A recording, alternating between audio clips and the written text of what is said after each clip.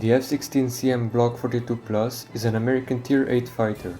It's the newest addition to Wings of Glory, being added in version 9.2.2. I'll start the review by taking a look at its performance, which is actually pretty good if we ignore the top and stall speed, which despite not being the best, don't actually hinder performance too much. You have a very good optimal speed, which you'll have no problems maintaining if you do end up dogfighting.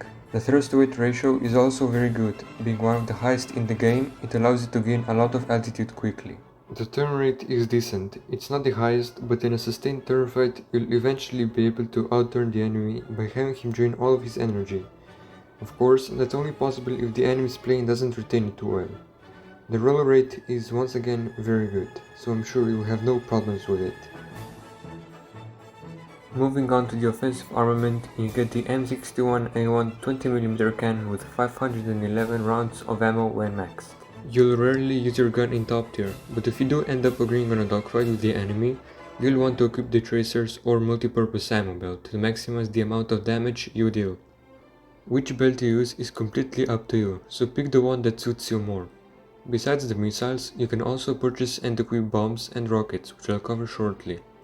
Before I do that, I'll quickly mention the countermeasures. You get a total of 120, 60 flares and 60 chaff.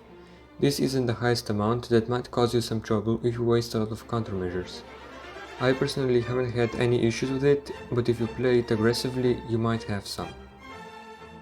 The first missile I'll cover is the AIM-9M. It's this plane's stock all-aspect infrared heat-seeking missile. For this tier, it's not the best, as you'll mostly engage enemies from long distances. If you're skilled enough to get close to the enemy, you'll want to hold on to it until you're less than 5 km away from them.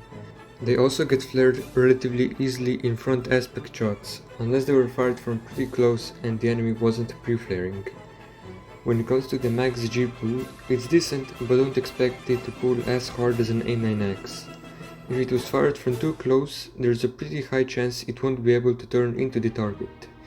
Don't even bother equipping this missile unless you're desperately trying to engage in a top tier dogfight.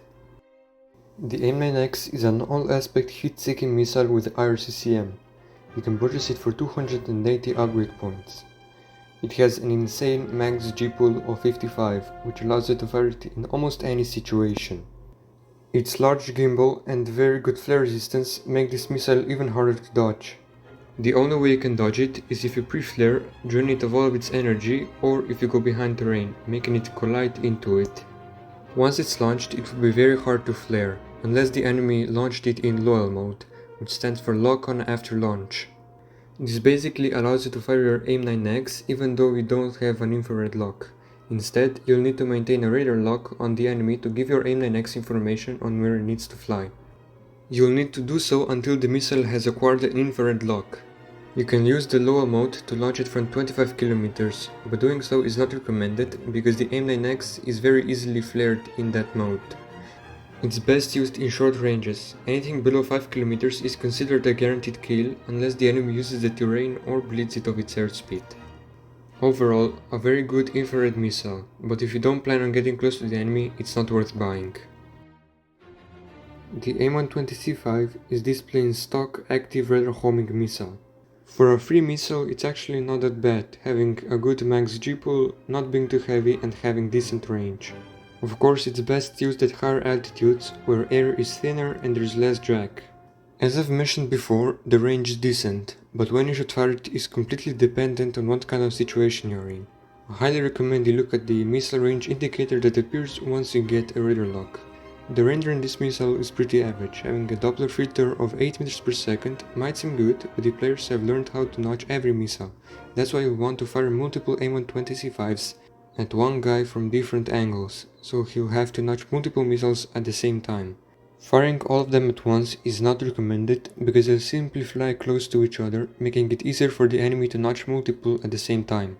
It's happened to me many times that an enemy fired 6 AMRAAMs, but because they were so close to each other I was able to simply drop a couple chaff and they were all gone. Overall, a decent radar missile, but if you have the upgrade points I highly recommend you get a better one. The first active radar homing missile you can purchase with the upgrade points is the AIM-120C7. It costs 250 upgrade points, but it's worth getting because it has improved range and a better radar set. The only bigger difference is the radar set, which has a slightly improved Doppler filter, a shorter active range which gives the enemy less time to notch the missile, and improved chaff resistance, once again making it harder for the enemy to notch it. Pretty much everything I said about the A120C5 can be applied to this missile, so you can go back to it to learn more about it.